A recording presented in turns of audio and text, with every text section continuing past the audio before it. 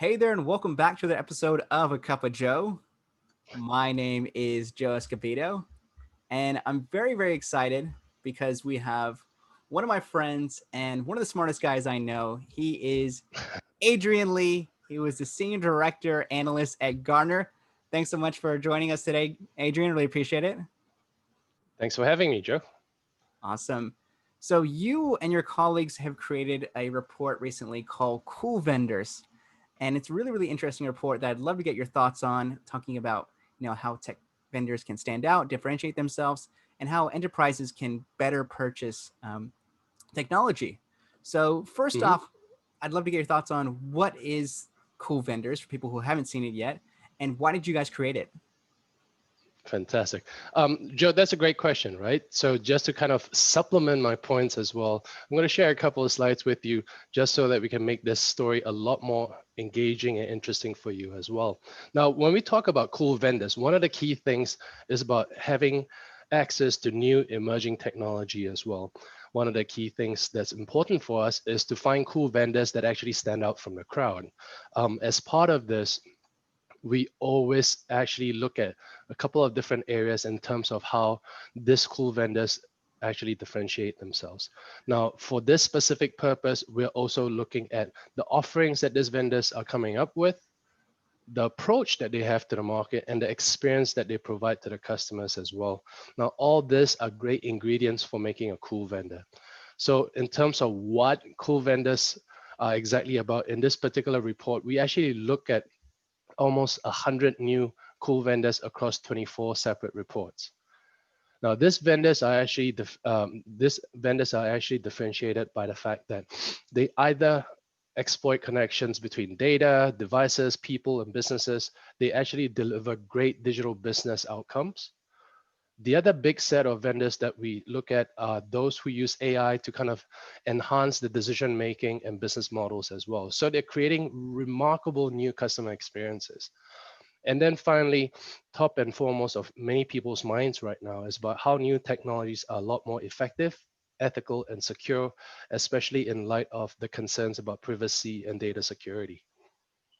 It's quite interesting. And one of the ones that really stand out to me is around AI. I personally have been trying out new tools, even in copywriting. There's different tools that have come out of the market that, an AI, device has created. So it's quite interesting to see the development of different tools and technologies using AI and different technology. That's one that I've really been diving into, but I'd love to hear kind of from a broader point of view, what are some of the cool technologies, things like that.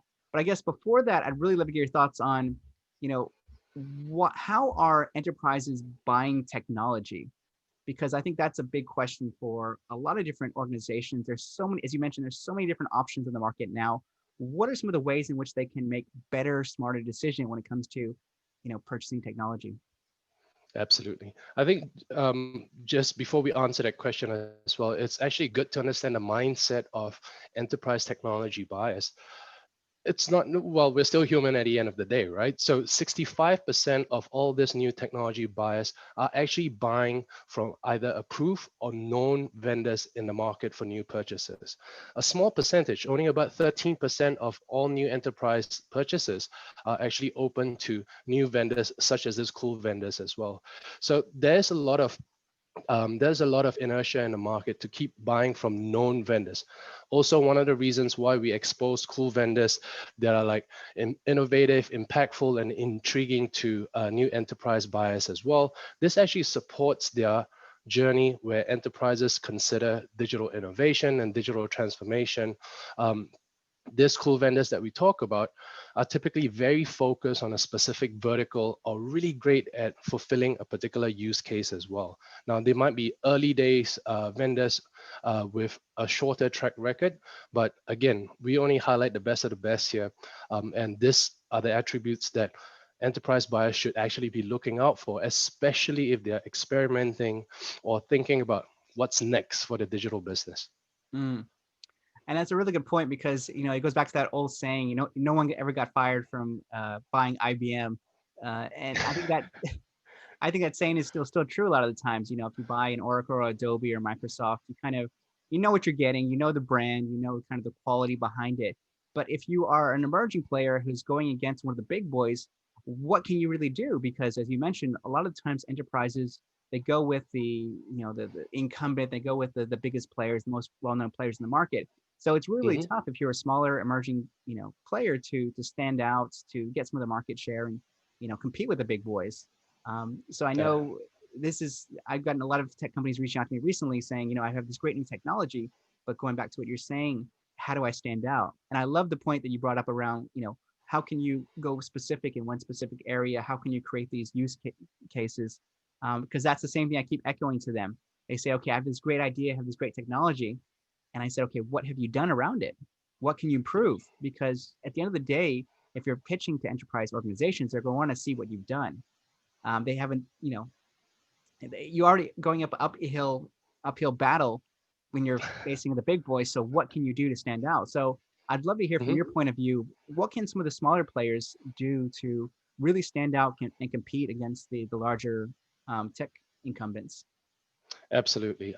I think first it's worthwhile to be aware of what are the top causes for getting disqualified during this whole buying cycle, right?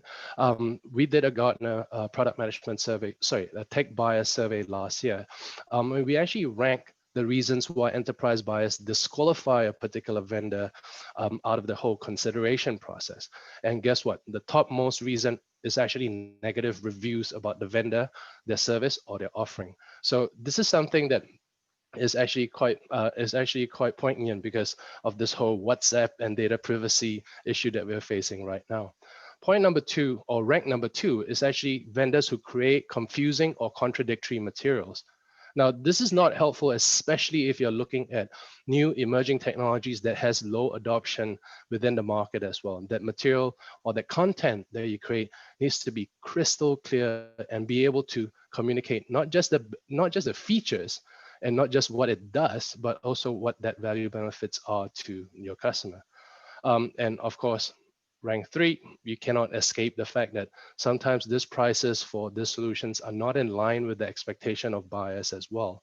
Especially in new markets, it's really difficult to kind of price yourself right. So in this particular case, Gartner also offers best practices and frameworks to help our vendor clients price themselves appropriately so that they can enter the market. And you'd be quite surprised to know that a lack of clear differentiation is only ranked number 5 in terms of the reasons why buyers actually disqualify vendors, but still a very important one to kind of pay attention to, especially when it comes to differentiating what your value proposition is. No, it's very, very interesting. And I'm not surprised by the negative reviews. When you talk about negative reviews, I'd love to hear, are we talking about, analyst reports like Gartner sharing, for example, a negative review of a technology? Or are we talking more user generated content? So for example, if I'm a customer and I go to G2 and I'm not happy with your products, um, is that kind of the negative reviews we're referring to as well? So negative reviews can come in many, many different forms, right? If you look at, there are also websites that actually take in customer feedback and actually publicizes them as well. Now, one key point there to note is don't delete comments. All right, Mm. be open, be honest, be responsive. I think negative reviews of a product are actually opportunities for you to kind of improve your product offering. You also need to think that from the point of view of independent third-party reports as well, Gartner reports being one of them, Mhm. that actually highlights what are the pros and cons of different the different solution offerings. And I know that obviously that's the go-to choice for a lot of tech companies. They're always saying, what is Gartner doing? Well, what are they saying about different technologies? But I think on the other side, the user-generated side, I think it's a good tip in terms of not deleting negative comments. I'm curious because, a lot of what we purchase nowadays revolves around the star ratings, whether it's on Mhm. Amazon or whether it's a piece of technology. So I'm curious, if a technology has a 4-star below rating, is that going to have a big impact in terms of what you mentioned earlier, them getting disqualified from purchases? I think that's just one factor of consideration when technology buyers are actually looking at solutions. As we go through the big three phases, right? Technology buyers go through that explore phase where they go through different vendor solutions. They will actually go to the various corporate websites and all the marketing materials to kind of learn more about the vendors. part two or phase two is actually the evaluate phase, where they match the solution offerings to what their organization or what their enterprise needs are. So this typically gets a lot more involved. You have requirements documents, you have actually use case and business performance metrics that you actually need to fulfill. And this is also particularly important because vendors at this point in time are actually offering POCs or proof of capabilities to this enterprise buyers in order to prove that they can add business value to the organization. Mhm. And then we come to the final, most beautiful part, the engage phase, which is where the enterprise buyers go, okay, we're satisfied with the solution, it matches our business requirements, and we're about to start working with you as well. Now, at any of these three phases, explore, evaluate, and engage, just always remember that buyers can also abandon the whole process of buying. Now, there could be a lot of reasons for this as well. They either don't want to buy the solution or they actually want to switch vendors midstream as well. So you always need to consider further there are always different considerations that you need to look at as well. Are these enterprise buyers already preferring a certain supplier for this? What is the cost and risk analysis and what is the outcome of that? If you as a vendor, you're not providing great value assessment tools like ROI calculators or abilities for them to evaluate your solutions, then that cost and risk part becomes a lot more prominent and might lead to buyers not considering a solution at all. And I think it's a very good point around kind of abandonment, especially over the past year when budgets have gotten scrutinized. It's curious that one thing didn't pop up when you were mentioning going through the list is a lot of these are external factors. As you Hmm. mentioned, it could be an internal factor that may be causing the abandonment. So, for example, if they don't get stakeholder buy-in from, the marketing team, or the sales team, or the finance, the CFO, does that have a significant impact on whether they abandon a particular technology? In my experience, it has, but it's interesting that these are some of the factors that we have to consider. And I'd love to hear from your point of view if you hear that as well. Absolutely. Joe, I think we like to share with my vendor clients about delivering moments of truth to our buyers as well. At the point where the buyer decides on your particular product or offering, what kind of truth are you delivering to them? Has your offering actually matched all those expectations you set throughout that evaluation, exploring, and engagement process? I think those are things that you have to be very, very cognizant of. It's not about vendors marketing the most beautiful solution, talking articulately and beautifully about what they can do, but also delivering it at the end Mm. of the day. So those moments of truth is also what we focus on throughout that entire technology purchase lifecycle. And that's a really, really good point. I'm really glad that you're mentioning that, because I see that in a lot of different tech companies is them setting very high expectations, getting it sold, and then a year comes by when it comes to renewals, and they're like, oh, this product was crap. When in actuality, it may not be the case, but it goes back to Yep. management expectations, as you just said. And if there's a huge gap in terms of what you sold versus what you delivered, then obviously that's going to go Mhm. back into the whole lifestyle you talked about. It's going to lead to no renewals, go back to negative reviews, which impacts disqualification on upcoming deals. So I think it's a really, Mhm. really good point that a lot of companies forget is what actually happens post sale. And I'm really, really glad you Absolutely. brought that up. One more thing I want to just go a bit deeper on, because I think it's quite interesting, was the second reason that companies are disqualified. You talked about contradicting messages. Can you explain more what you mean by that? Absolutely. So in terms of what materials are being put out there into the public sphere as well for buyers to kind of explore and evaluate. Now, of course, every single vendor likes to believe that whatever they create or whatever they say about their product is the gospel truth when it comes down to how buyers evaluate it. Don't forget, you have other customers, you have reviews of products, you have analysts reviewing your product. That adds to a lot of sources of information about your product that you don't necessarily control. Mm. So when it comes down to telling the product story as well, be very clear what direction you're headed, right? I always like to talk about either having business optimized content or strategic future content. Business optimized speaks very strictly to how your solution actually helps a particular organization achieve their business goal. Mhm. But also don't forget the strategic future content. Talk about how in the next 1 to 3 years that your product is going to evolve, what vision you set for your product roadmap as well, because they want to know. They don't just buy a solution at a point in time. As their business grow, as the market changes as well, that vendor solution needs to be able to evolve with them. So that material has always to be constantly refreshed, constantly revised. My best tip for product marketers at the end of the day is review your product positioning at least once every quarter in the year, just to make sure that you're still relevant to the market conditions, that you're still relevant to the business case that you're serving. That's interesting, and I think a lot of companies don't really do that. So that's really good advice to evaluate that. They may look at it for once every couple of years, if that. So looking at by quarter, particularly what's going on now, I mean, I think what you were selling pre and post COVID is can't be the case just because the way people are working, the way that people are purchasing items.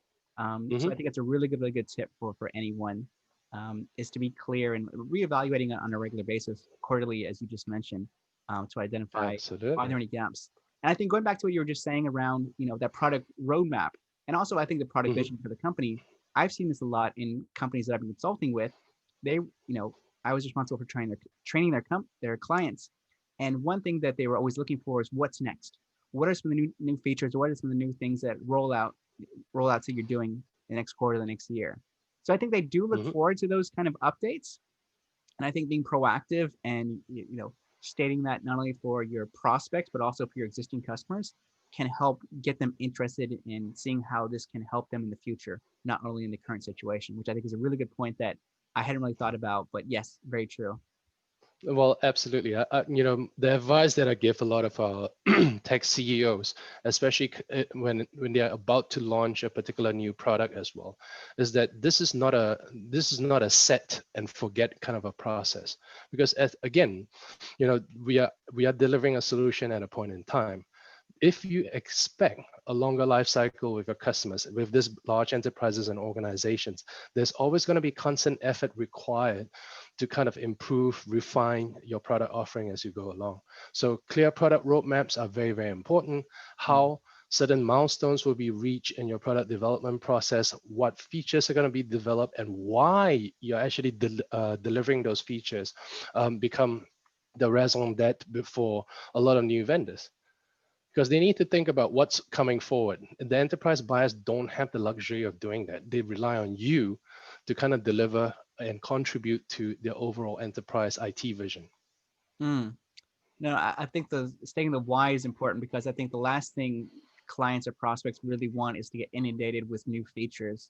That's really the last thing they want. They actually want less features, something that's going to impact them, and they want to understand, as you rightly said, why are you taking the time? Why should we care about this new feature?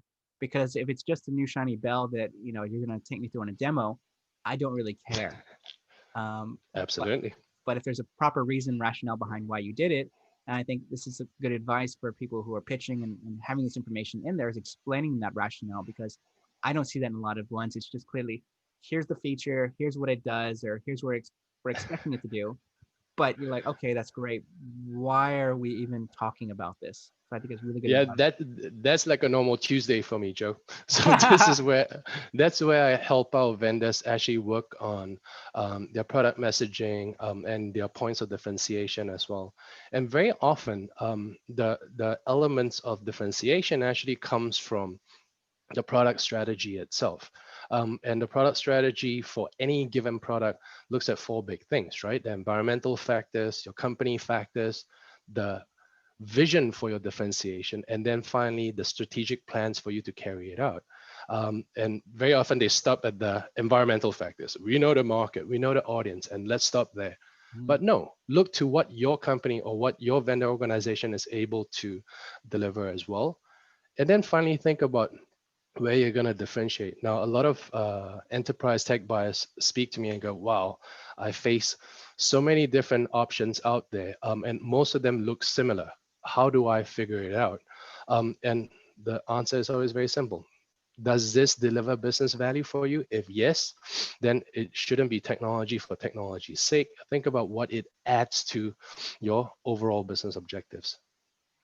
I think that's a really good point. I think it's easier said than done in a lot of organizations because even internally they're struggling to figure out what is the objectives, particularly now with people getting new executive changes and new shifts in terms of priorities. So I guess Mhm. let's break this down a bit more. How can we really qualify business value within an organization? Yeah. So at the beginning, always go with the strategic objectives, right? What is the organization's vision, mission, and purpose? It then breaks down into that layer of what are the different business style metrics that you want to look into as well. If you're in a sales department, your metrics are very different from a marketing department, and that's something that you want to be cognizant of. When it comes down to solutions or new tech products, that typically affects you at an operational slash tactical level as well. Mm-hmm. When you want to improve click-throughs on a corporate website, for example, when you want to lower cost to serve in customer service management, those are the metrics that need to be clear from a strategic business down to a tactical level before you go out trying to explore different vendors as well. So on that part, I think this is also some of the education that we're providing to our enterprise buyers on how to craft those metrics very, very clearly. Mm. In terms of the long-term vision, enterprise organizations are guided by what their IT strategic vision needs to look like. So you might not go out and look for a particular, for example, natural language processing solution to create a chatbot, Mm-hmm. because that's just a very small element in terms of how organizations might want to venture towards a conversational AI enabled kind of enterprise, Mm-hmm. which cuts through a lot more departments and functions than just that. And that's a really good point that I'd love to get your thoughts on is, what's sexy or what's attractive in the market. You mentioned things like, AI, machine learning, and similar kind of technologies. Those are the first ones. But going back to your point, are those the ones that are going to add business value or are going to help you achieve your objectives? May not always be the case, but those sexy ones tend to capture a lot of the headlines. They get featured more prominently in different, reports and different rankings. So Yep. how do you strike that balance between what's new and sexy versus what's actually going to make an impact in the organization? Yeah, I think for enterprise buyers in this particular case, being open and being broad in terms of their search it's very important. Articles such as this cool vendors is not a directive for you to go and use these vendors, but also to set in motion the kind of thinking around the technologies that are available out there. How are the most innovative, leading edge organizations using these vendors in order to help their business case? You may or may not include all of them as part of your consideration, but definitely just broadening your horizon with regards to what vendors are available to you out there is certainly a good first step. Again, strategy, right? If your enterprise strategy isn't in place, it's going to be really hard for you to kind of figure out tactically what you need to do later on. Mm. No, obviously start strategy, better understand what those outcomes are supposed to looking like. So I think a really, really good points that you just mentioned, Adrian. Another one that I think is really important that not a lot of people really understand is the importance of like case studies and use cases that you just talked about. Because even in my Yep. line of work, the people always say, okay, what have you done for this industry or what have you done for this type of organization? And I know it's the case for tech companies as well. They're constantly wanting to know what have you done for this type of persona or this type of industry. So what are your advice for organizations to put together better case studies, better use stories for prospects? When it comes down to case studies or customer success stories, just a very simple tip. Make sure that the other prospects that you're entertaining actually know who those customers are when it comes down to using them for testimonials. As much as possible, avoid the anonymized case study. Look, it always breeds a certain degree of mistrust when you go, oh, we've actually succeeded with this particular client, but we can't tell you who it is. Yeah. Why? As long as you're not giving away proprietary knowledge or proprietary information about the company as well, it's actually helpful for them to kind of benchmark or reference what other industry peers are actually doing as well. So as much as possible, try to avoid the anonymous case study. Mm. And secondly, think about how you can validate and review this as well. Case studies, I've seen the spectrum of good to bad as well.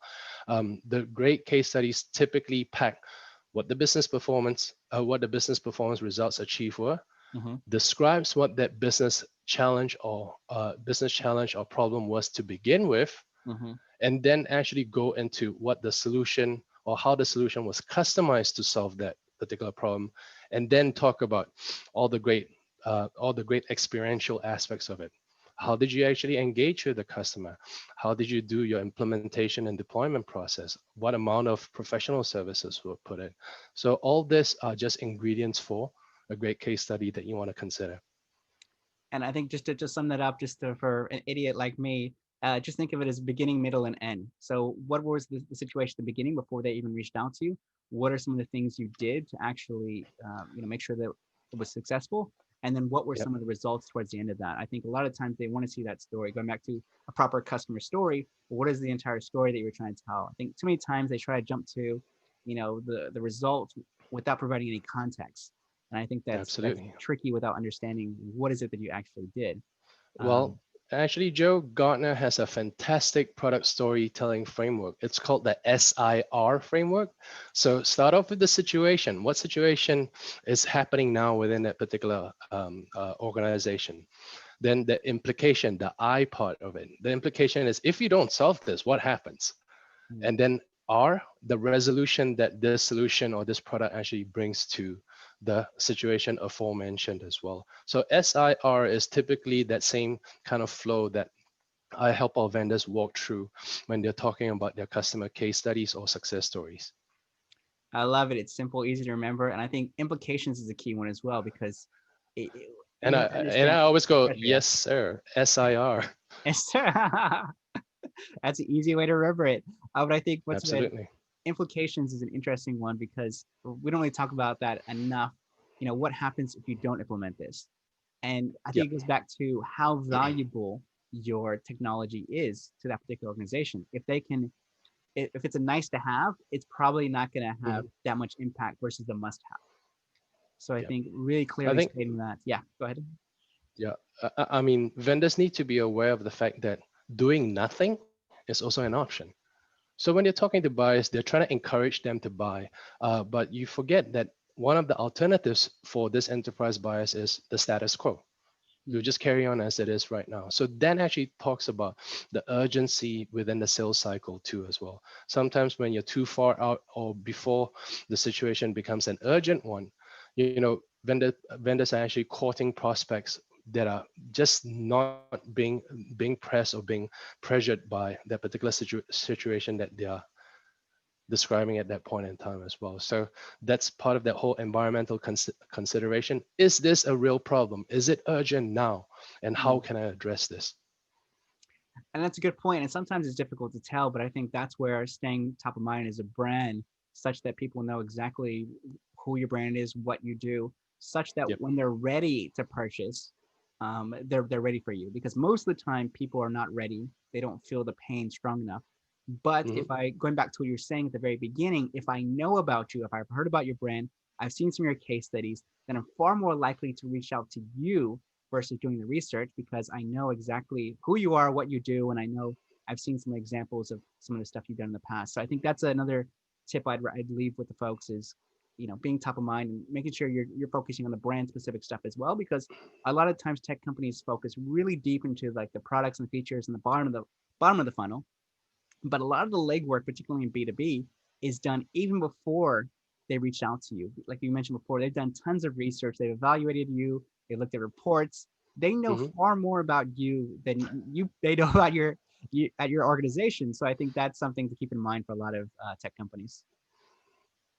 Absolutely. And just one interesting segue as well. When I look at a lot of vendor sales presentations, a lot of them like to start with a title slide. The second slide is about how my company was founded and who's part of my executive management board.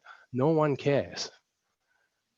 If you think about the whole SIR storytelling format as well, by the time you get in front of a customer, which in today's context is a little bit difficult, you kind of want to go, this is my idea of your situation right now. Did I get it right? And this is what's going to happen to you if you don't buy my solution. And this is then the great solution that I'm offering to you. It's still following that whole SIR format, the whole SIR storytelling flow. But I'm not going to go, hey, this is my executive board. We have 40 people from some previous VC organization that believes in us. Now, by the time they get in front of you, they have already done their homework. And that's a great point, Joe, that you brought up. Yeah, no, I think that's a really good one. And I think going back to what you're saying, I'll just provide some really quick examples from some of the previous episodes we had talking about what you were talking about earlier is the future. And I think one thing that one of our interviewees did really well is they put together the 2030 predictions for the finance space. Once again, they know that this is going to perform really well. Going back to what you're saying, people are always looking, want to know what's going ahead in the future. So for them, this helped generate a lot of attraction around their organization. Obviously, led to some business off the back of that. So I think focusing on those predictions, but doing it in a way, I think the challenge with predictions nowadays is that you're getting flooded with them, particularly now. If you go onto LinkedIn, you go into Google, it's, here's the top tips for 2021 and blah, blah, blah, blah, blah. It doesn't matter what it is. But I think what they smartly did is they looked, okay, beyond the next year, validating some points, speaking with different stakeholders. So another interviewee, we talked about, brought together the idea of bringing all these players into the story. So they talked to government, they talked to partners, they talked to customers, they talked to internal staff, and then they put together a more comprehensive thing. So it's not just this organization saying, okay, here's predictions, saying, look, we talked to the government, we talked to different players within the entire ecosystem, and here is what they're anticipating. So I think that was a brilliant way to bring all the pieces together and make it more credible, because a lot of times if you're talking about, let's say I have a social listening and I say social listening is the future of marketing for 2030, 2040. It's like, yes, of course I'm going to say that. But, if I'm the actual, customers, partners, whoever I'm working with, are they going to feel the same way? So I think being a little bit, unbiased can really help in terms of credibility. Absolutely. I think this is one thing that Gartner prides ourselves on as well, as the integrity and the impartiality that we bring to the research that we do. What you described just now, Joe, is that holistic, the holistic customer-centric approach to kind of gathering the voice of customer. And again, there's so many different tools out there available to product leaders who are building their product. Very typically, you will hear product leaders going, "Oh, we sent a survey out to our potential customers to learn more about what they want in a product." Now, those potential prospects or customers haven't done as much research or haven't done as much reading into the topic area as you have. So what you are actually gaining from them is actually feedback on established features most of the time as well. One of the great ways to kind of develop great products is to venture down the path of co-creation. In that same example, Joe, that you kind of mentioned, pull in those government players, pull in those industry elements as well. Sit down and see if you can do a co-creation workshop in that perfect ideal world. What would that product look like? That really opens up the floodgates to new ideas and also new insights that your team possibly might be excluded from as a vendor. Really, really good point. Something I hadn't thought about previously, but I think it's very practical for a lot of people who are trying to, improve their products and technologies. Adrian, I could speak with you all day. I always love our catching up with you. So thank you so much for taking the time. I guess the final question is, how can people get in touch with you to find out more about, what you do? Absolutely. I'm pretty active on LinkedIn, so you can look for me on LinkedIn, add me, especially if you have any kind of product development based challenges or ideas. I always love to hear more about this as well. It helps me to learn more about the vendor world, and hopefully I can provide some help back to the vendors who actually reach out to me. So Joe, again, it's a pleasure speaking to you as well. Thank you for taking the time to listen to our research and also our views on this. So I really do appreciate it. Oh, always good to catch up. And if you're watching or listening to this, do check out Adrian and his colleagues' Cool Vendors Report. A lot of interesting insights on, from the buyer side as well as the vendor side. So do check it out. And thank you so much for watching. Take care, everyone. Stay safe, and we'll see you next time.